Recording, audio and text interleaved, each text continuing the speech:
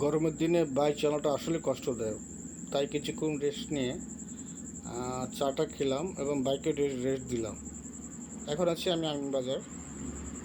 তো এখন বাসার দিকে রওনা করব। চিন্তা করলাম আপনার সাথে একটা বিষয় শেয়ার করব। যারা ঢাকা আরিচা হাইওয়ে চলাচল করেন, অবশ্যই এই রাস্তাটাও পরিচিত। এই রাস্তাটা সন্ধ্যার পরে আরও বিপজ্জনক হয়ে যায়। মানে চিন্তায় রাহাজানি এ ব্যাপারটা না, বা যে ব্যাপারে গতির চেষ্টা করে, গতি কে যত গতি উঠতে পারে, গতি মানে রেস খেলে এই রাস্তায়। ট্রাক, বাস, মিনি বাস কে কারোর চেয়ে কম না। যাই হোক, এটা বললে তো আমাদের লাভ নেই। আমরা যখন সন্ধ্যার পরে যখন এই রাস্তায় চলাফেরা করি, খুব সাবধানতার সাথে চলাচল করি, কারণ উল্টাপাল্টা গাড়ি চলাচল করে। আপনি সুন্দর সুন্দর রাস্তা বানিয়ে দিয়েছেন, কিন্তু মানতেছে না তো ভাই, মানতেছে না, কেউ মানতেছে না। আপনি জরিমানা করবেন, মানতেছে না। তো জেল দিলে ঠিকই সে মানবে। তা পাবলিক তো মায়ের ডরে, ঠিক আছে সার আছে, মাইড আছে, এনা যাওয়ান যাব না। যেমন ক্যান্টনমেন্ট এরিয়ার মধ্যে কোনো ঝামেলা থাকে? ওখানে তো সবাই চোরের মতো থাকে।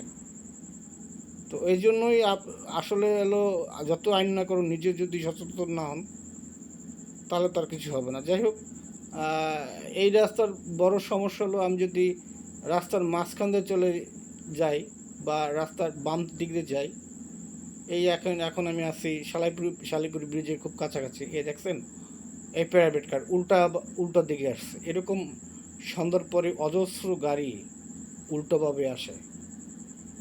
ট্রাক, বাস না, ট্রাক, মিনি পিক আপ, এই অটোরিকশা।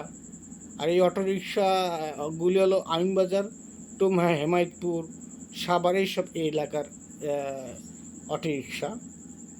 এই কাজগুলি এই রাস্তার উল্টা পাশ দিয়ে আসে। আর ওই আমি যেহেতু বাম সাইডে চলাচল করি, আমার জন্য খুব বিপজ্জনক হয়ে যায়।